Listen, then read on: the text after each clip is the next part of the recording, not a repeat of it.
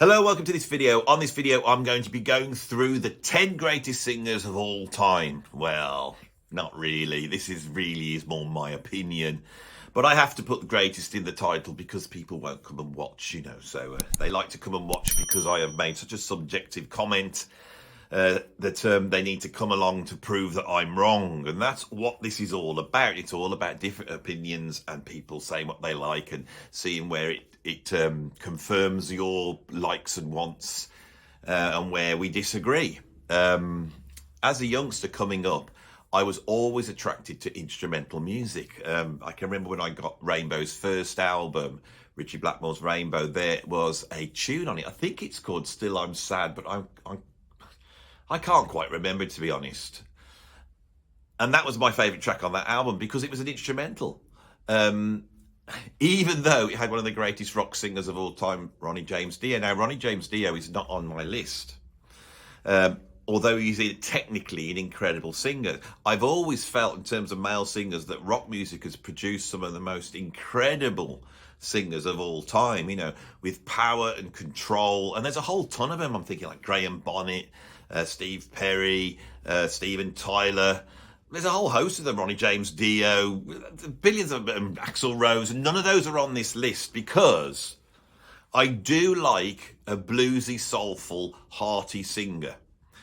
And I can also appreciate singers that have their own stamp. These would be singers like Ozzy Osbourne or John Anderson, singers that put their own stamp on the music. And when it comes to these throaty, hearty singers, these ones that can really belt it, I also like them to have a little bit of that, a little bit of personality to their vocal so that they can be recognised as that singer. And that quality I like to be attracted to.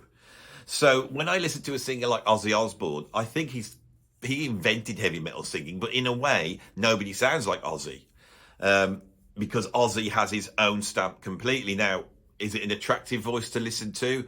I don't know, but in Black Sabbath, it's absolutely incredible. So this is a really difficult thing, and I think the reason for that is because when it comes to singers, individual personality means so much. We all know that when we're watching a singer live, that the three backing vocalists that they've got stood in the background, backing them up, are probably technically way better than the person up front, because the person up front is not only singing the song, but they have to deliver the song like it's truth. That's the very important thing. They have to have a signature voice. This is very important for popular music, and it's something people don't understand.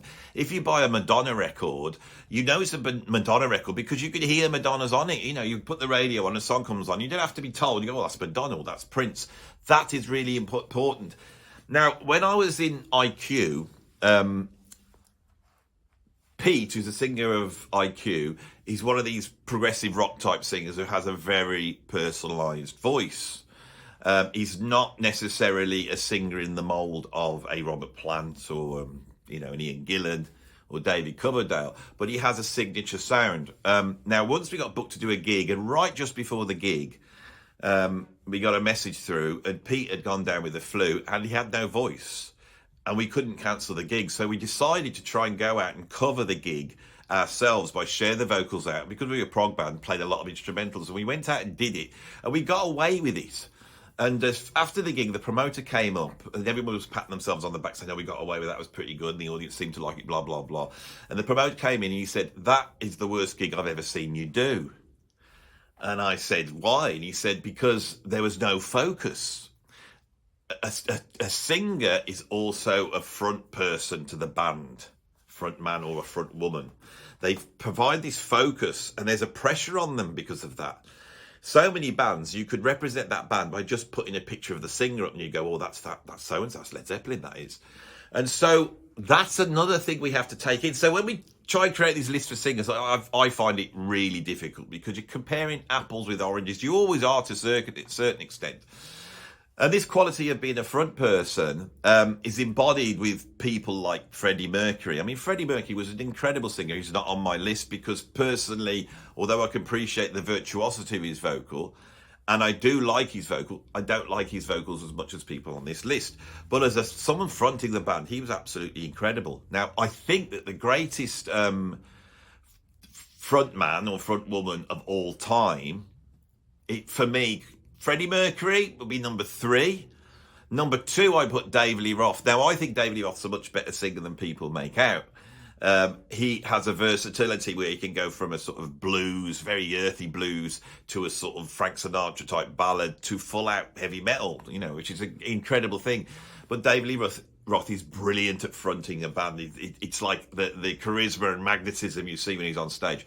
But I believe the greatest front person of all time was Angelo Moore from Fishbone.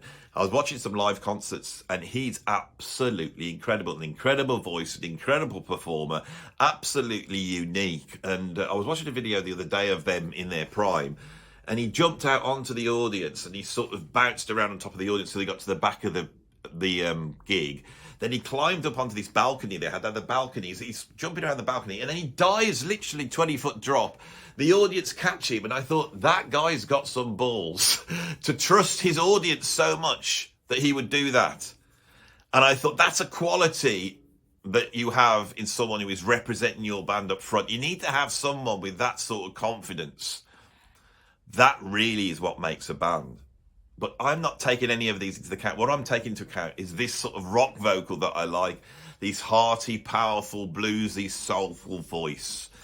So with that in mind, here is my list of my 10 favourite singers, really. So at number 10, I have Phil Mogg from UFO. I think that UFO have become an underrated band. When I was coming up in the late 70s, early 80s, when I first discovered rock music, the burgeoning new wave of British heavy metal was happening. And there were some bands that had gone before. I was thinking like of the Scorpions, like Michael Schenker, Judas Priest, without a doubt, Motorhead to some extent, that had laid the foundations of taking heavy rock and moving it towards being heavy metal.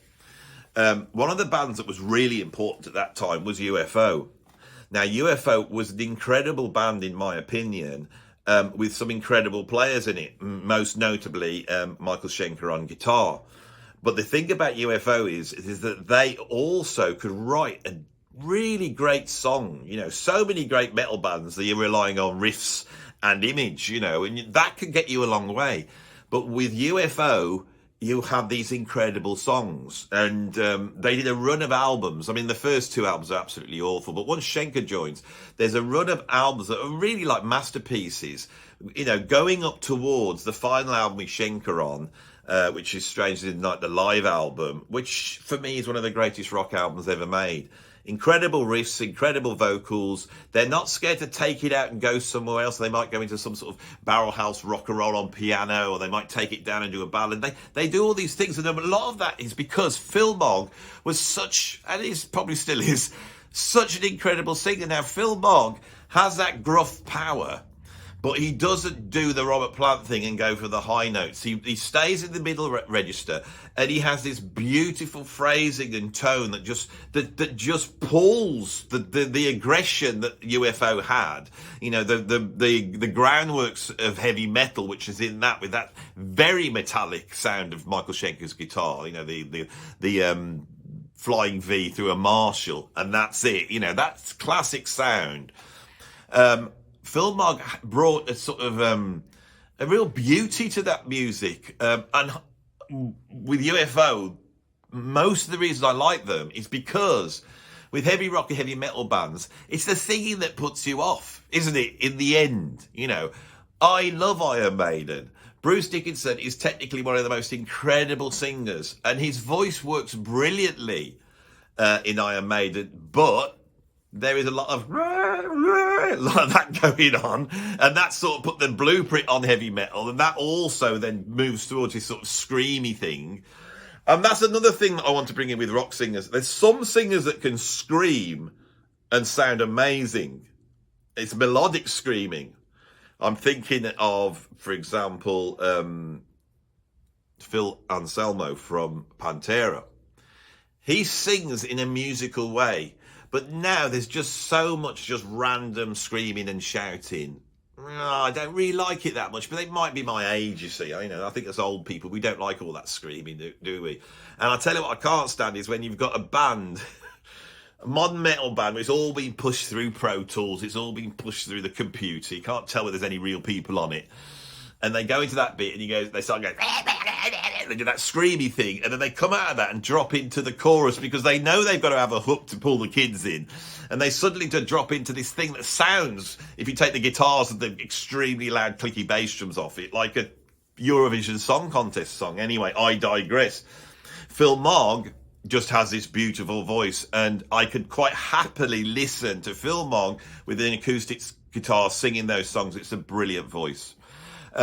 At number 9, I've got another Phil who is very similar, but in a way completely different. It's Phil Lynott. I think I've always said Lynott, but I'm pretty sure it's Phil Lynott, the lead singer of Thin Lizzy. I absolutely love Thin Lizzy, one of my favourite bands of all time. Again, they are like one of those transitional bands between the classic rock bands Zeppelin, Deep Purple and all Black Sabbath to the new wave of British heavy metal. But Thin Lizzy was so much more than that. I have a real problem with the early albums. Thin Lizzy bring their first album out about 1970, 71. I was listening to the debut album the other day because I'm working on a video at the moment, which is it's called 10 debut albums that are terrible by great bands. And I thought, I'm going to put the first Thin Lizzy album on. And I put it on, and I just couldn't, even though I don't particularly like it, and it hasn't got Thin Lizzy's sound, Phil Lynott's voice and his songwriting and his delivery just sold it to me on songs I don't like. Now, what's so great about Phil Lynott? Again, he's singing in the middle register, but he's got an almost like talking approach. This really comes from Bob Dylan and then goes through to people like, people like Mark Knopfler from Dire Straits. It's a poetic talking delivery. You've got elements of it in American music, but it's in Irish music as well. It's a lyrical way of delivering. It's almost like a way of talking. And Phil Lynott embodies this absolutely.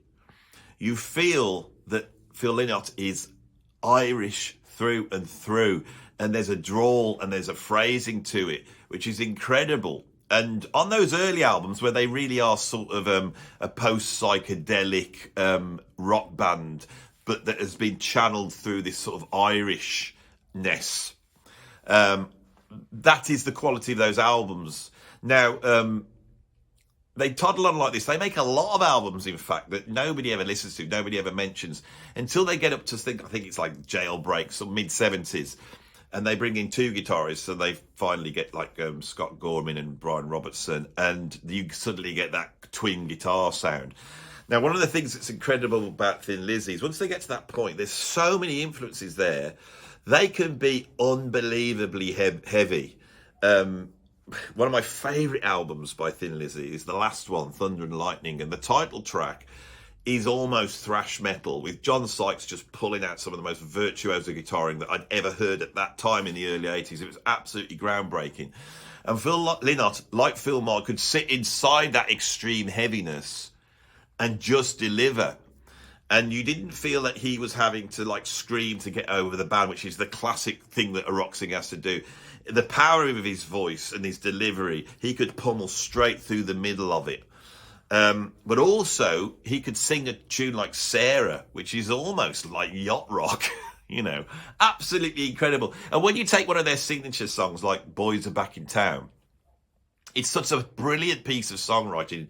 Someone like Rick Beato needs to have a look at Boys Are Back in Town, because you feel it's just a real standard rock song. And in the chorus, with that sort of 1-4-5 chord progression, the boys are back in town. It's a 1-flat-3-4, isn't it? It's one of those. That's a standard chord progression. But if you analyse what's harmonically going on in the verses, it's all over the place. And the way that Phil Lynott creates that vocal that weaves through what is almost like a jazz standard in the verse, right, is absolutely incredible. A lot of these great rock bands, that's the thing that they have. They are beyond just being riff merchants, okay? And that goes right back to Cream, who invent the sort of riff merchant band, but so many of their songs are not that. They're beautifully crafted songs. And in that band, they had 2 incredible rock vocalists, 2 of my favourites, Eric Clapton, and Jack Bruce. And Jack Bruce nearly made this list. What an incredible voice. But he hasn't, because I wanted to give some props to Phil Lynott and Thin Lizzy, one of my favourite bands. Now, at number 8, I have a singer that you may not have heard of. You may have heard, I think they're one of the greatest rock singers of the 70s, and he's very special to me because he's from my hometown. And a lot of the people I grew up with actually played with this guy, and it's a singer called Jess Roden. Now, Jess Roden emerged in the 60s in a group called the Shakedown Sound, which on guitar had my best friend and my mentor, Kevin Gammons. Now, I'm trying to persuade Kev to come on my channel. He doesn't really want to come on my channel because Kev's career in music is absolutely incredible. He's the guy that's best friends with Robert Plant, and he was the guy that introduced me to Robert Plant, which is why I played with Robert Plant. But he played in a whole host of incredible bands throughout the 60s, going into the 70s, starting with Jimmy Cliff, and then he formed the Band of Joy with John Bonham and Robert Plant. But before that, he'd been in this band, the Shakedown Sound, with Jess Roden. Now, Jess Roden has got this incredibly powerful, soulful, operatic virtuoso vocal. From the Shakedown Sound, he then joined the Alan Bourne Set. Now, the Alan Bourne Set were a group that were around in the late 60s, which were very successful on the sort of gigging circuit, but never really had that hit record. But they were a classic band at that time. And jumping out of that, he then teamed back up with my old mate Kev, and he formed a band called Bronco. Now, I've been listening to Bronco again. They made 3 albums on Island Records in the early 70s, and they are brilliant, sort of country, folk, psychedelic influenced rock. Bronco were well respected. They toured all over the place, and they sold reasonably well, but they haven't traversed being a band that people now discuss that much. On drums, they had Pete Robertson, who is another good friend of mine. I see him every now and then. On guitar, as well as Kev, you had Robbie Blunt. Now, Robbie Blunt was a guitarist that then went on to join, was it Silverchair or whatever it was called, I remember, and he ended up turning up in Robert Plant's band in the early 80s, playing on the first few albums, you know, Burning Principle and Moments and all those types of albums.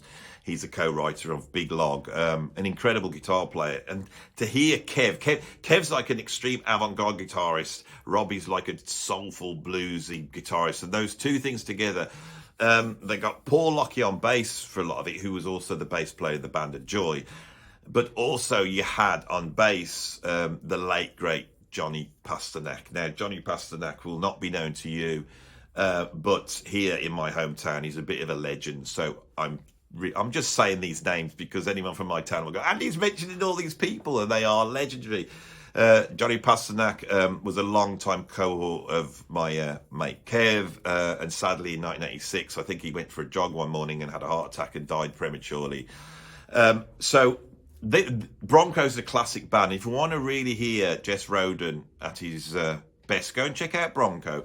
After Bronco, he then joined the Butts Band, and the Butts Band was the band that was formed by the Doors. This is bizarre that a singer from my town was able to go as a kid and play the pubs around here and ends up with playing with John Densmore and Robbie Krieger from the Doors. This is insane.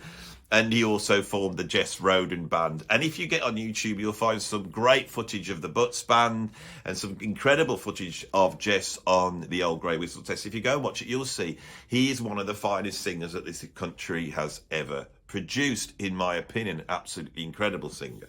So I don't know if Jess Roden, I've never met Jess Roden, but I've grown up with tales of him. And he is one of the legendary musicians that has come out of this area. And there is a network of musicians that came out of this area, which out in the general, people won't realise. This is why Robbie Blunt from Bronco crops up in Robert Plant's band later on. You know, these groups are always also tied to Clifford T. Ward, who was born just up the road from here. Christine McVie from Fleetwood Mac used to play in a group called Chicken Shack that was also from here. So Led Zeppelin, Jess Roden, Bronco, Clifford T. Ward, Chicken Shack. There's a whole host of bands there that were all coming from the same place, playing the same venues, and all sort of knew each other. And the success of Led Zeppelin means that cohort of people have a lot of interesting stories to tell, and I know a lot of them.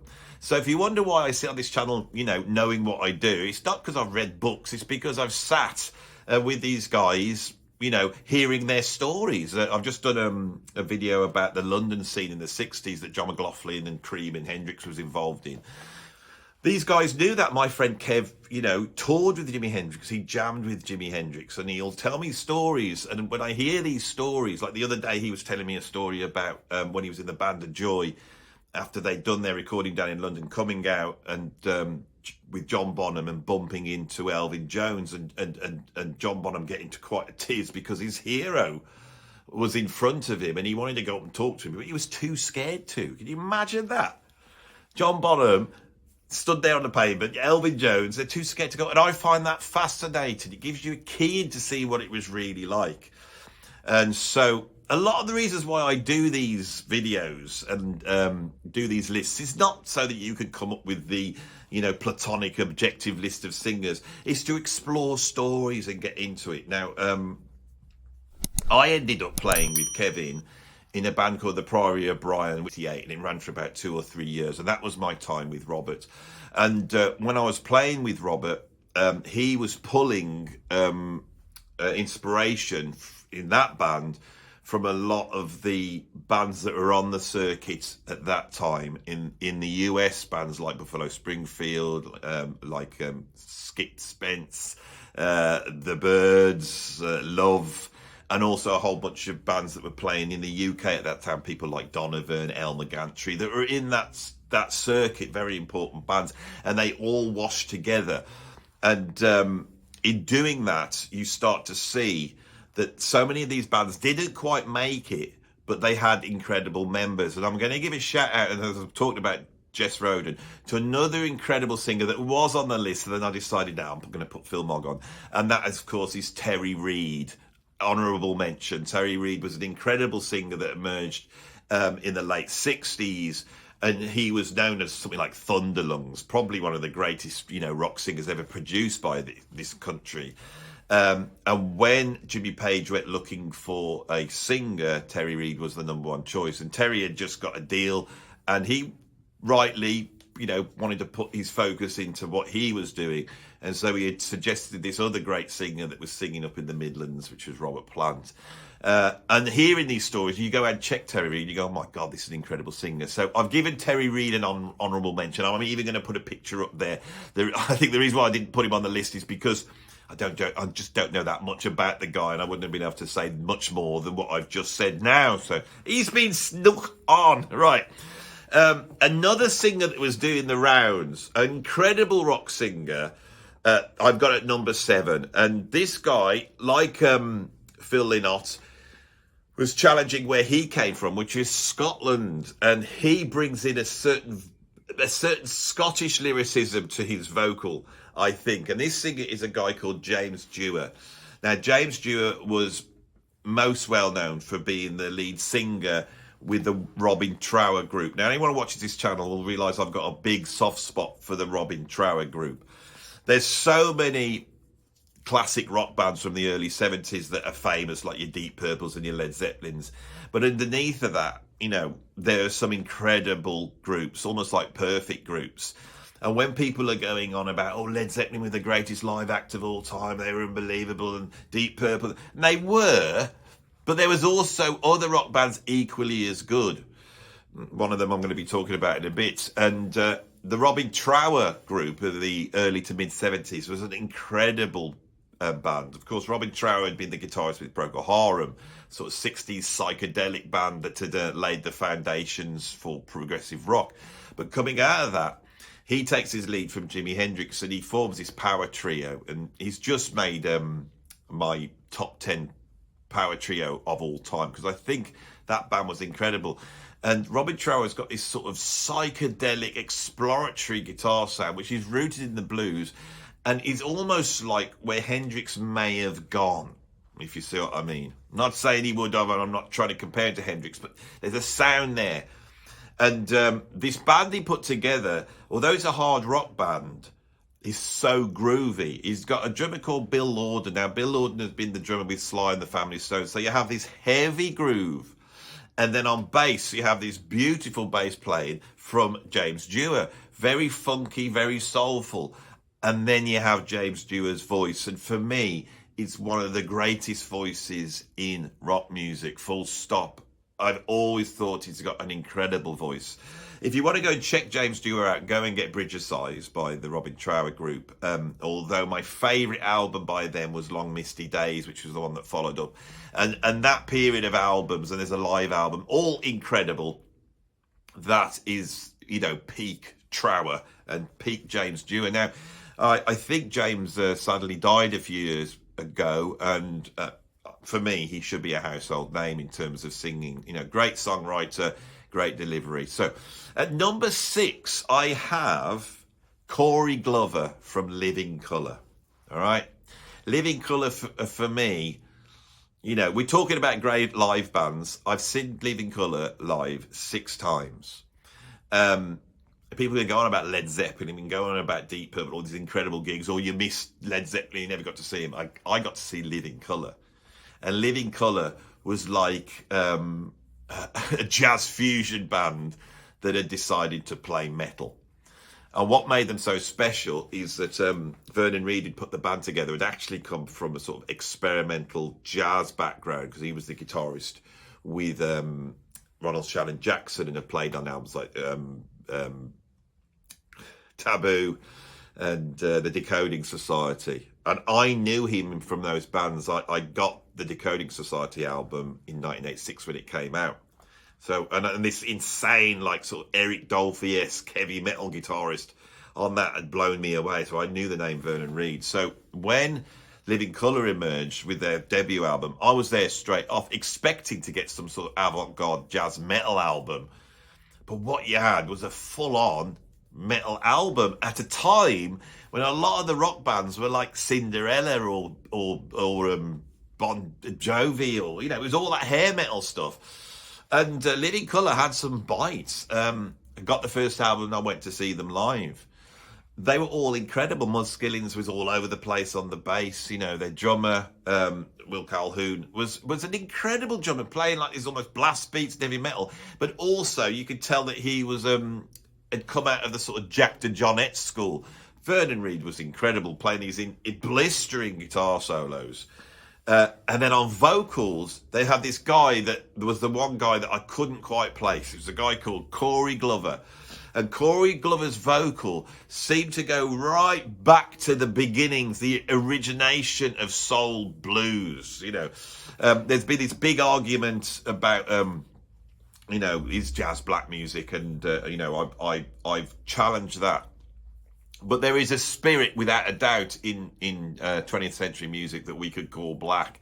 It is a spirit. And the thing with that is, I think it emerges much later than everybody thinks, right? That is the conclusion I've come to. And I think it was also moulded by commercial pressure. So those blues acts that emerged in the 1920s and 1930s, I'm thinking like Charlie Patton, Bessie Smith, Leroy Carr, and the country blues, you know, Brian Lemon Jefferson, and then Robert Johnson, they hold a great sway. And there's a sound in that vocal, which is the sound I think that I can hear in these vocalists here. It's the sound of the blues. It's the sound of soul. It's something that has slowly ebbed its way out of popular music, which is one of the things I think why pop music is so poor, because the blues comes in, influences 20th century popular music, and turns it into an art form. Because although it's popular, it also deals with dark subjects. It will deal with stuff that exists in the real world. You know, the blues can deal with sex, it can deal with poverty, of suicide, of murder, but it also can reach up to God and the sort of beauty that's in the world around us, and that's embodied in that voice. And Corey Glover, as a singer, God knows how, such a powerful singer, but he's able to go right back to the roots. And Vernon Reid was part of a thing called the Black Rock Coalition, and what they were basically arguing was they were saying, we've got this division in music where you've got black music, Michael Jackson, Prince, Janet Jackson, all those types of people, and then we've got rock, and that's the white music, Motley Crue, Van Halen, and all that type of stuff. And what he was pointing out is that though all of it has its roots in black music, and to have Corey Glover up front that seemed to channel that so brilliantly gave Living Colour. It gave, especially at that time when we had all these sort of like post Bruce Dickinson, Vince Neil type singers. There was a heartiness to his vocal that was absolutely incredible. On the second album, when they had their hit record with Love Rears Its Ugly Head, that is basically an old blues song, right? And it deals with a subject matter that you would associate with the blues, and it is completely sold by Corey Glover's incredible vocal. It's absolutely mind-blowing. Corey Glover's one of the greatest rock singers. Now, Living Colour weren't that well known. They were sort of a cult rock band. They had one hit record. They brought 3 albums out. Their popularity that we all knew. I saw them live 6 times, and they've carried on making records, but they slipped down into sort of being this middle-level band. But checking out the research for this and putting in, the 10 greatest singers or 20 greatest singers, Corey Glover figures on those lists. So he has an impact. Now, one of the things that's very interesting about Corey Glover is when I first saw them, I was looking at this guy, and as I said, I couldn't place him. I was thinking, I know this. These are all like jazz musicians that have decided to go down the rock road. But who's this Corey Glover? And the reason is because he crops up in the film Platoon. He's an actor. As well as being an incredible singer, he's an actor. And so he has that magnetic ability that the great frontmen and women should have. Corey Glover's one of the greats. He really is. This sound is directly in the next singers. It is embodied by them, because at number 5, I do have my old employer, Robert Plant. Now, this has killed me to put Robert Plant so low on the list, and it's because I don't want to put Robert Plant at number 1, because everyone will just say you've only put Robert at number 1 because you've played with him. But I did not want to put him at number 1 because Robert Plant almost embodies the very thing we're talking about. He is the guy that, if he didn't invent it, he's the guy that popularized it. He is the ultimate frontman, bare chest, a long mane of lion's hair, the light behind lighting up the big mane of lion hair so it creates a golden halo of the golden god.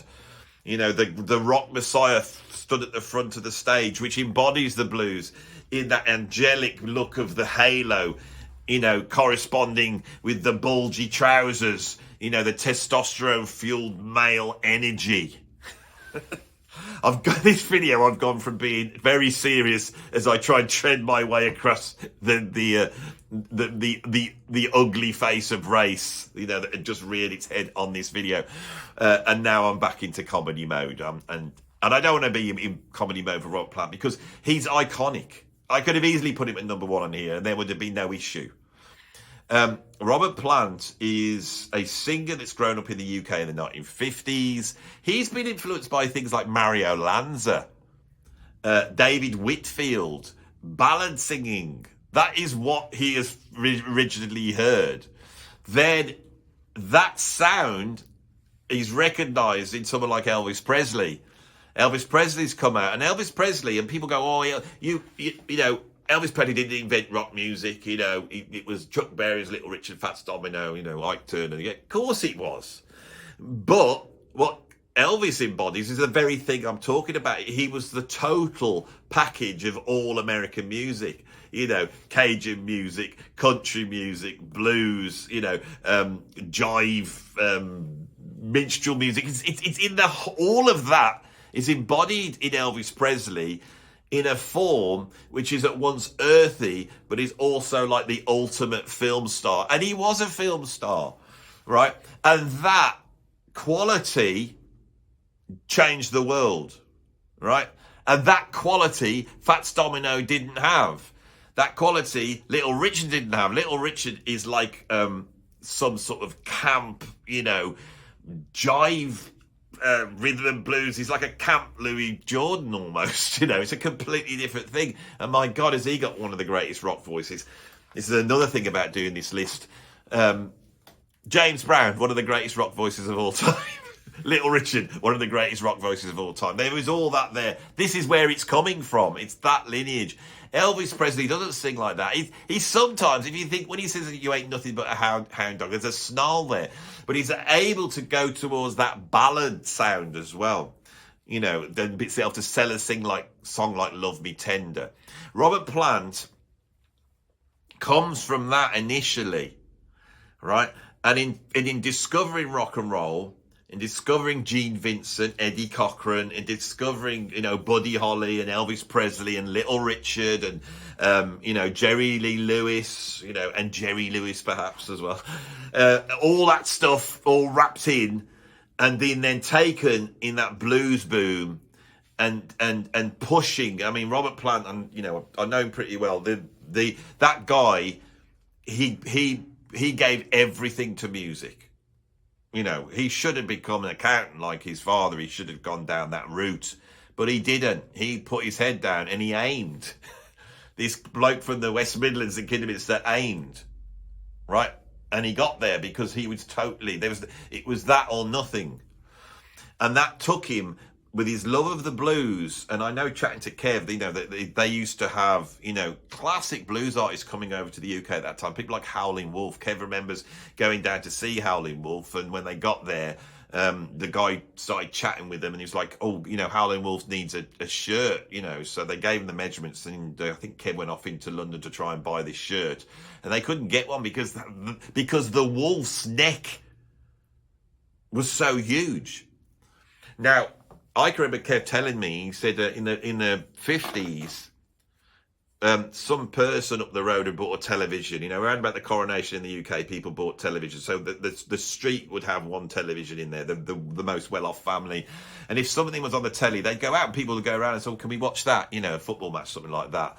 And he said that, and I can't tell the story because it's got the N-word in it and it's so racist, this story is. But he said that one day he sat there and someone comes knocking at the door and they went, you got to come and see this. You got to come and see this. You've got to see this N-word on the TV. And he gets pulled in and they sit there and it's the wolf. It's Howlin' Wolf. And people aren't like, they're like totally spellbound by this guy. I mean, this is incredible stuff. And that effect, and the thing is for young people, somebody, getting up like Howlin' Wolf and singing a song like Evil and the power of that guy. Because we all know when rock and roll came out, the artists that were sold were people like Little Richard. There was an effeminacy there. But the blues wasn't like that. They were hunters. They called me the hunter. That's my name. That is what these guys were. The wolf stood there, powerful. It was an affront, and the kids loved it. They loved it. And so they follow it. Robert Plant follows that, and he ends up in London with Alexis Corner. No one seems to mention this. He's in London with Alexis Corner. He's part of that blues boom. Same with my mate Kev. He's down in London, and there's this big stirring melting pot going on at that time. And what Robert does is he's so enamoured with these different artists, and then he discovers the San Francisco sort of hippie bands, like the Doors and Love and Dylan.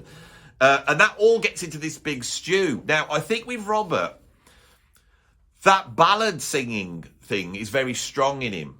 And it gives him an X factor that a lot of the other rock singers at that time perhaps didn't have. He also was drawn to people like Robert Johnson and Skip James.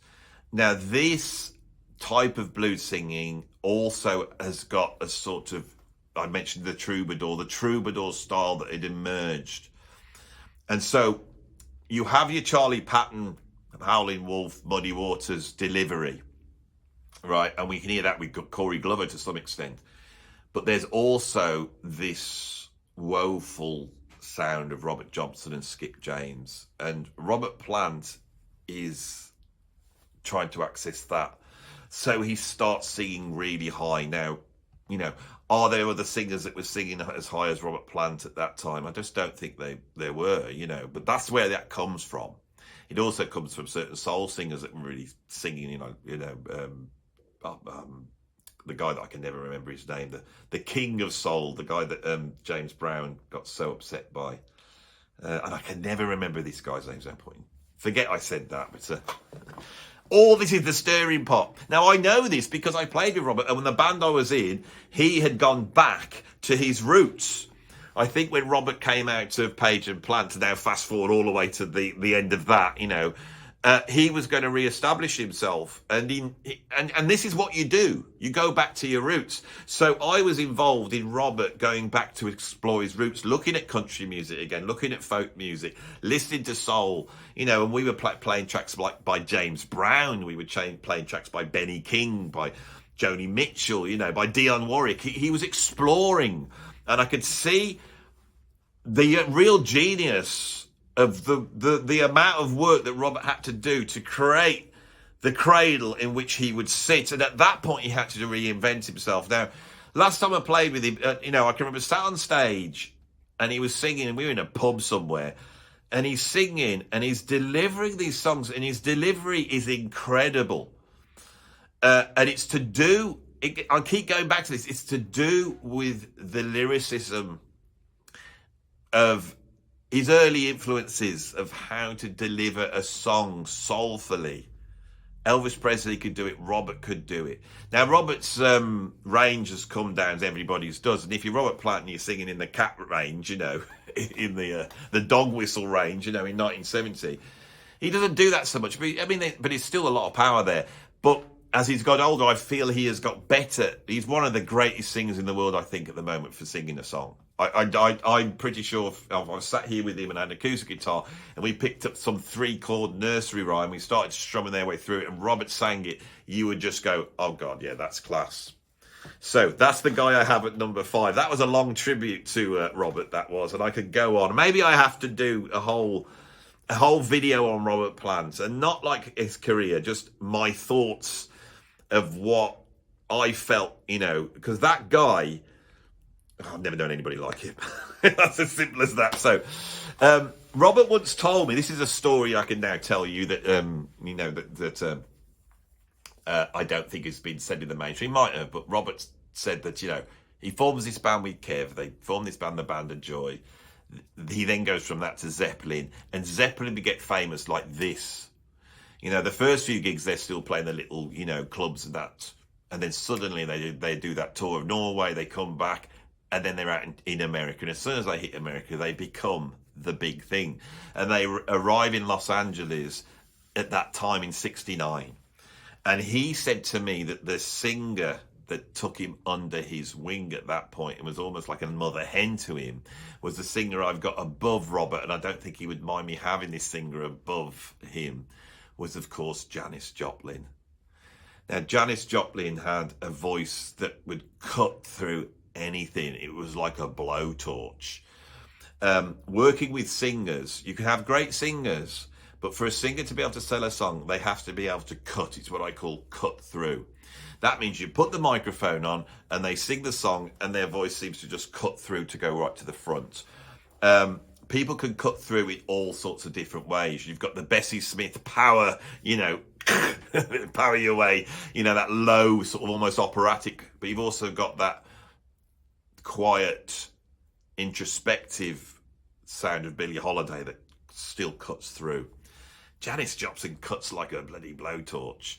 And in her voice, you hear, again, the whole of American music, you know, right through from country, you know, bluegrass, through to Western as well. Country and Western, the blues, soul, you know, R&B. It's all in Janis Joplin's voice. And there's a twang that is so American, a twang that's not there in Robert's voice. It's there at source with Janis Joplin. Janis Joplin sort of first emerged in Big Brother and the Holding Company, and then she came out to some solo albums, and then by 1970, 71 was it, she was gone. She left us in that great cull of musicians that took Jimi Hendrix and took Jim Morrison and took Dwayne Allman, you know, a whole host of them that sort of embodied the 1960s, and then suddenly they were gone. Obviously a very troubled person, but so troubled that in a way they could channel that into their voice. I have never been, I am a huge fan of Janis Joplin. I've never bought the records or you know, really listened to her that much. I always found Big Brother and the Holding Company a bit of a chore to listen to, but her voice is unbelievable. And many years ago, you know, if she would come on the radio or I would hear, I worked with a band and the singer was just that was her favourite singer, so I used to listen to her a lot back then. And it's like she could deliver. She could deliver in a way nobody else ever could. And she emoted. And one of the things that I wish people would understand is if you listen to Janis Joplin, more than any other singer that I can think of that is a truly great singer, doesn't care about intonation. She doesn't care about like wandering off or timing. Because she is so involved, she's so expressive, because she emerged at a time in culture, in Western culture, where expression was valued. We wanted to hear reality. We wanted to hear soul. I keep coming back to this. This thing that Western 20th century popular music had was soul. I'm not on about James Brown. I'm not on about like Otis Redding. Of course, they're dripping in soul, but the soul I'm talking about, they had, but all this music had, and it's leached its way out of music. Janis Joplin, for me, embodies, she's almost like the Jimi Hendrix of the voice. That's how I see her. If she had not have died, what would have happened? I don't know. And these, you know, these characters, it's all promise, isn't it? And then they get sort of cast into like carbonite forever trapped at 27 years old, you know. So they become mythical. Janis Joplin is a mythical character. At number 3, I had the guy that originally, when I made this list, I thought I'm going to put him number 1. Obviously, my favourite rock singer of all time, and that is Paul Rodgers from Free and Bad Company. He is the greatest classic rock singer for me ever. Effortless, soulful, cutting, that ballad sound that he can deliver a beautiful song, or he can scream and shout. You know, you feel like he was embodying the lyrics. He has taken the blues, he's taken soul, but he's channeled it in a way which, as an English person, I'm sure he's English, he might be Scottish, but I think Paul Rodgers is English, and he embodies that in a way which is truly English. I think greater than any of the others, even Robert, at that time. And I think Free are like the perfect early 70s classic rock band. When we start to go through bands like Led Zeppelin, Black Sabbath and Deep Purple, all those bands that are the classic rock bands at that period, and even people like Fleetwood Mac, the whole of them, I think Free were the best. And Free had a simple sound that was so full of space. The band was 4 utterly unique players with signature sounds. You know, Paul Kossoff's incredibly thick and fruity, expressive guitar sound. You know, I'm not a huge fan of blues guitar, white, you know, British blues guitar players, but the greatest, the best of them, the Claptons, the Peter Greens and the Paul Kossoffs, they all have their own sound. And Paul Kossoff, you can recognise him a mile away. It's not your usual cliched blues licks that every guy is doing that they got from Steve Ray Vaughan in every bar across the country. Even now here, that's still going on. Paul Kossoff doesn't sound like that. You know, and then Andy Fraser on bass. Signature playing, you know, not the thumpy rock thick sound of Jack Bruce, but this subtle pumping sound, which is literally a signature sound. You know, if you play All Right Now, you have to play the signature of that song, which is that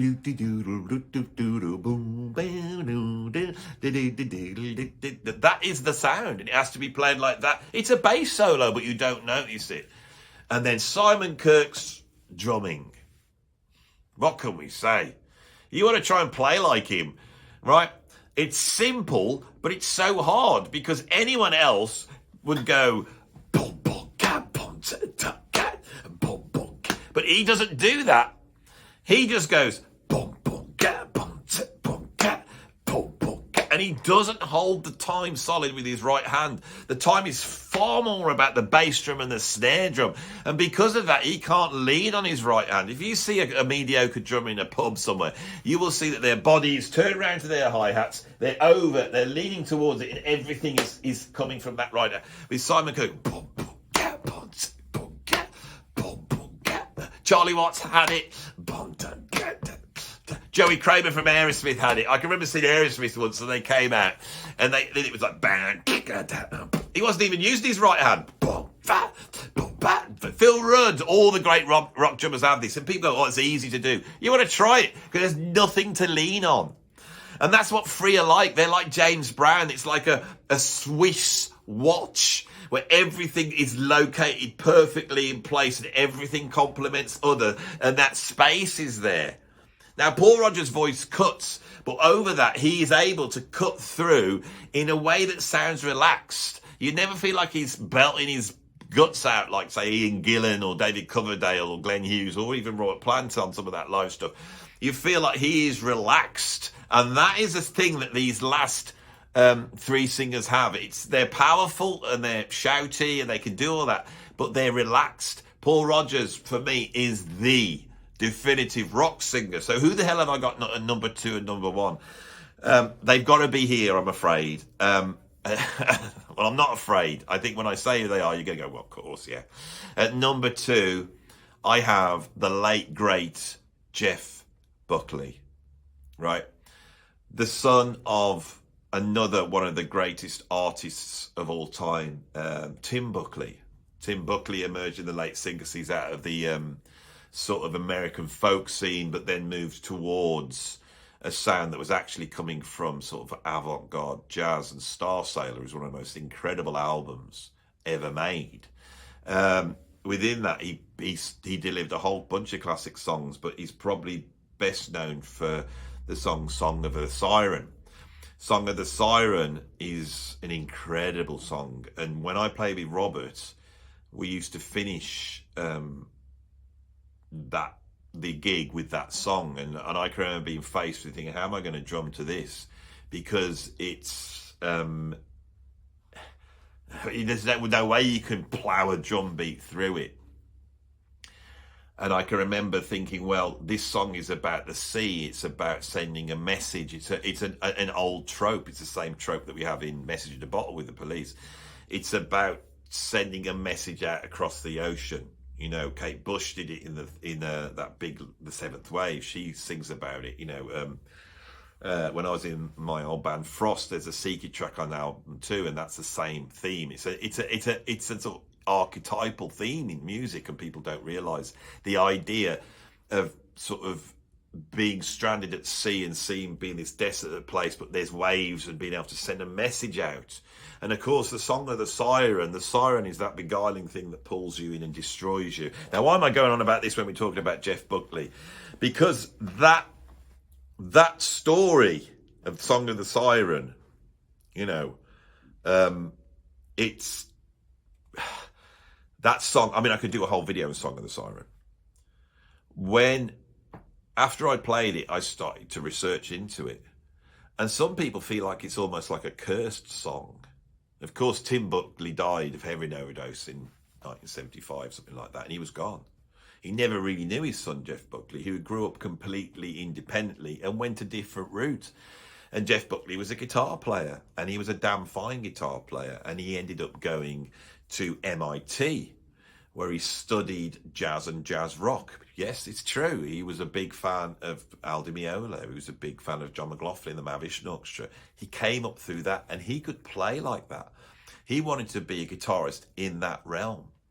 But he was also a songwriter. Now, what's incredible here is you've got to remember he is the son of Tim Buckley, who he had no contact with. I think he met him a few times when he was little. But he starts getting up on acoustic guitar and singing, you know, and straight away it's recognised that there's a genius there.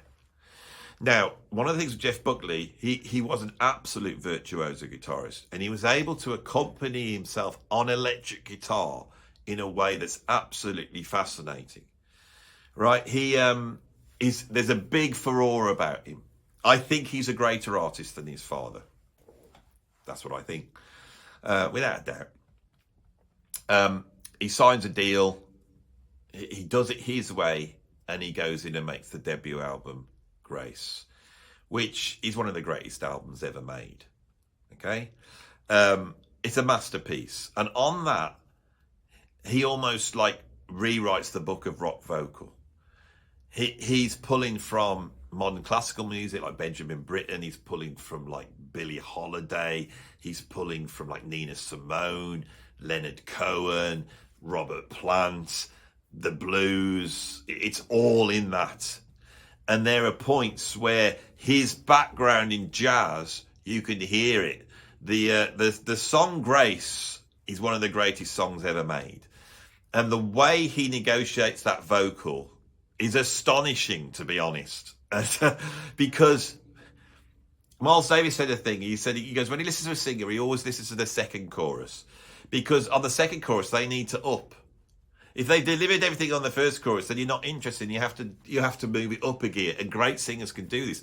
Well, listen to Jeff Buckley on the track Grace.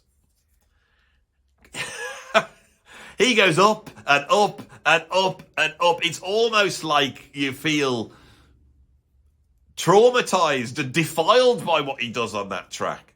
It's unbelievable, right? He takes Hallelujah by Leonard Cohen, Leonard Cohen is like a post sort of Dylan, well, it's contemporary of Dylan, a songwriter. It's not about his voice, it's about the lyrics. So Leonard Cohen is not a established great singer. He takes that song and he turns it into the song that you're going to sing if you're a singer. A song that is now sung by kids in schools. Jeff Buckley does that. That first album's astonishing, and it's not just Jeff Buckley, the whole band's astonishing. I've always been fascinated by the drumming on that album because it's incredible. He put his heart and soul into that album, and it's a masterpiece. It comes out, it wasn't actually that successful at the time, but it starts to grow. He starts to work on a second album, and whilst this is going on, he's not right, and he's exploring what's the angst that's always at the source of this sort of genius. And he discovers he's bipolar, and that diagnosis inspires him. He's so over the moon, and he goes out, and he decides to celebrate by jumping into some river after one of the recording sessions, and he jumps in there with his big boots on, and he gets pulled under, and in 1997 he's gone. And so we are left with that incredible album, one of the greatest albums ever made, a second album cobbled together out of demos and half-finished stuff, which is still quite incredible. Some videos of some live concerts. Now, to me, I can remember I discovered Jeff Buckley in terms of just knowing who he was when he died. I picked up, Rolling Stone magazine, something was flicking through the big page, Jeff Buckley's died. Well, I didn't know who this guy is. Well, that's interesting. And I don't think I really checked him out. And then 2 years later, when I was playing with Robert Plant, he brings in this album, Grace. And he says, have you ever heard this album? I said, no, and he puts it on. So I'm sat there with Robert Plant. When I first heard Grace, I was sat with Robert Plant. And we were sat there astonished. And I turned round to Robert and I said, did you ever meet this guy? And he went, yeah, I met him, yeah. I said, what was he like? He said, incredible. And he said that Led Zeppelin existed under his skin. That is actually what he said. He goes, he's such a part of, Led Zeppelin was such a part of Jeff Buckley. And you could hear it. He was something else. These geniuses, they don't last long, do they? They don't last long. Look at the list here. Phil Lynott, Janis Joplin, Jeff Buckley. Gone way too soon. And that applies to the guy I've got at number 1.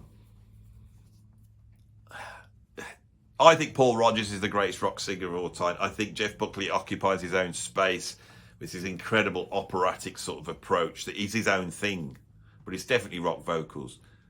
But there's one guy that just sits on top of all of this for me. I saw him live 3 times. And it is, of course, from Soundgarden, from Temple of the Dog, from Audioslave, Chris Cornell. I'm a big fan of Chris Cornell since I heard Bad Motorfinger. I remember hearing on the radio Jesus Christ Pose. Now, this was back when rock was rock. None of this computerized nonsense that we hear now. And I can remember hearing this song, and it just started with this pummeling, almost like noise. And the video that I eventually saw a couple of weeks later was just these flashings of crucifixes, all psychedelics, like this. It's almost like noise, and then this riff comes in. It's like a Black Sabbath riff, but it's not that harmonic. And oh god, this is cool. And this song's been on for about a minute, and then it goes into a heavier riff. And then this vocal comes in, and this guy, when you watch the video and you see this beautiful man with long flowing hair, with his perfect body in the desert. And he's like screaming, and he comes in. You know, we're talking about Miles Davis, what are you going to do in the second chorus? Chris Cornell comes in. Jesus Christ, pause. That's my interpretation of it. I think, what is going on? Who the hell is this? Where's he going to go from here? And he goes up from there. And I remember thinking, what the hell? This is the greatest rock singer I've ever heard in my life. A year later, Black Hole Sun comes out. A song of such desperation, of such negativity, that it's about a black hole. You know, that there's a guy that is so phobic of existence, that's the only way to describe it, that he wants to wash everything away, the sins of the world away.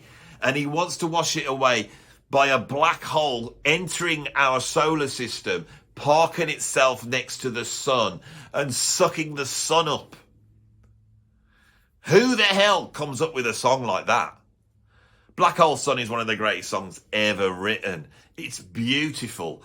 The melody twists through this incredible tortuous chord progression, which is based upon all these strange sus chords, and that's all Chris Cornell. It's all Chris Cornell, right? He goes from Soundgarden to a solo career, and he makes a song. What's the album? Euphoria Morning.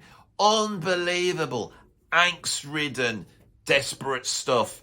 When Rage Against the Machine, one of the other great bands of the 90s, sort of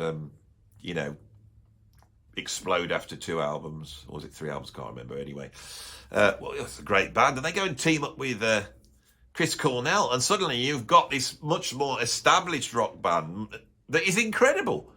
If when I used to teach music, if I ever wanted to play an incredible sounding heavy rock album, I would play my students the first Audioslave album. The production, the playing, the drum sound, the songwriting, and Chris Cornell's vocal is incredible. I saw him live 3 times, right? The first time I saw him, he was on a solo tour with a band. And Chester Bennington, another late great singer from Linkin Park, he was a guest, so we didn't know he was going to be there. And he walks out and he starts singing. And I can remember watching them. And Chester Bennington was a great singer, and he's singing there, and he's giving it his all. And I look over at Chris Cornell singing with him, and Chris Cornell is standing there like Frank Sinatra, holding the mic like this. You know, have I got anything I can, you know that sort of like crooner thing where you sort of sing. He's like that, holding the mic like this, and he's singing. None of this is there, and he's singing, and the sound so powerful, absolutely so powerful. I'm a big fan of Chris Cornell, but nowhere near as much of a fan of as my wife is. And she got involved in a charity thing. And out of the blue, and this is a testament to this band, You know, Soundgarden had reformed, and they were out on tour in the UK. We went to see them. But she emailed Matt Cameron just out of the blue and said, I'm doing this charity thing. And Matt said, well, come on down. So we got invited down to the sound check, and I went down there. I can remember turning up at the venue. Kim Thal was outside the back, and we said hello to him. And then Matt Cameron came down, and he was at the bottom of the stairs chatting to us. And up the stairs, you could hear Chris Cornell's voice. And my wife, being quite shy, didn't say, oh, can we meet Chris? But Chris wouldn't come down. And when we left, I can remember she said, oh, I wish I could have met Chris Cornell. You know, she's got two key heroes, my wife, John Lydon and Chris Cornell. I wish I could have met Chris Cornell. And I was like, don't worry. You know, it's like these things happen. And, you know, it's like, didn't happen this time, but I'm pretty sure you will. And then, of course, a few years later, we get the news that he'd commit suicide in a hotel. Most probably because he'd been given some antidepressants and the dosage wasn't right, and it sent him around the bend. Because I think he seemed to, in the last few years, really have found a place of peace. Awful, bloody awful. That's who I've got at number one. It's Chris Cornell. I hope you like this video. If you did like this video, please put a like on the thing. Press like now. If you want to see some more stuff like this, then press subscribe. If you want to support me, you can become a patron. And there is a ton of stuff over Patreon, not just extra content, but we've got like the Patreon meet. I've got to do one actually. I better organise one because we haven't done one this month. And we've also got the Patreon WhatsApp group. Lovely bunch of people. I'm getting to know my patrons pretty well. The ones in the UK are actually popping up at gigs I'm doing and turning up, and I'm getting them in on recording sessions and stuff like that. So it's a brilliant thing. But if you can't support me that way, please, if you can afford it, please drop a little bit of money into my PayPal tip jar. I am literally living off this now because of stuff that has happened. We all have these angst-ridden things, you know, and the last couple of years have been difficult for me. And this YouTube has saved my life, you know. And it's funny, my love of this music seems to have saved my bacon. Thanks for watching. I'll see you on the next one.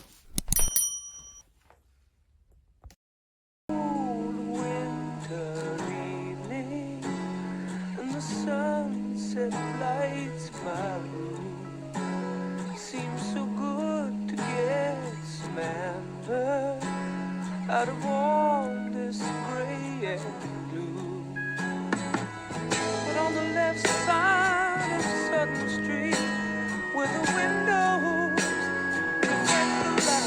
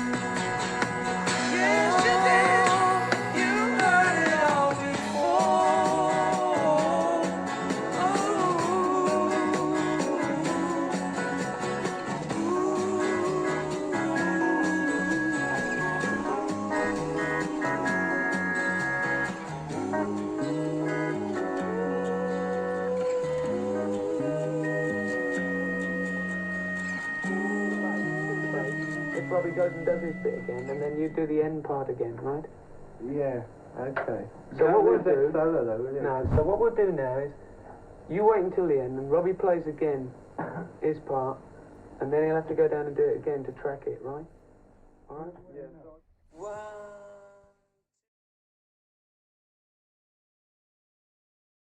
Now, I know, just before we move on, that I have mentioned the evil thing and talked about music being situated in this idea of black music and white music. And I've also argued against that. This is a really nuanced thing, and I know certain people are going to try and pull me up on this. All I can say is, I haven't yet still explained my position on this. And I pointed at it a little bit here, that I think these things that we now call black music, and, you know, when I listen to hip hop, I listen to soul, R&B, ska, reggae, of course, you know, I'm like everybody else. I go, yeah, that's black music. But as I say it, I feel it's dishonest in a way, because I think that we are talking about a genre. We are not talking about a race. And that's a different thing. And I don't really think races own genres. And the reason why we have this idea that there's black music is because the history of 20th century music, which is really American music, comes out of a tradition which is a melting pot. And within that tradition, genius black musicians were able to make absolutely high art, which explored an essence which is not coming from the European tradition, without a doubt. But it's too simplistic to say, oh, it's Africa or it's black. It's something that was negotiated in America. The only way I could describe it would be soul. I think soul is the best word for it, because soul points to a spirit, it points to redemption, it points to hope, it points to, however terrible your situation is, that there is salvation at the end of it. And I think that that is the X factor that black people brought to popular music. And to say it's like it's about syncopation, or, you know, flattened thirds over major chords, or blue notes, or, you know, vocalization, or any of this, it's not that. It's about a spirit that comes out of oppression, without a doubt. And that is very difficult to quantify, because when we go back to that time, this music has come out of poverty. And in America, nobody was treated as bad as the blacks, but it's still coming out of poverty on all cases. And so when you listen to Cajun music, you listen to country music, that is also born from the same thing. And it is so tied in to Christianity.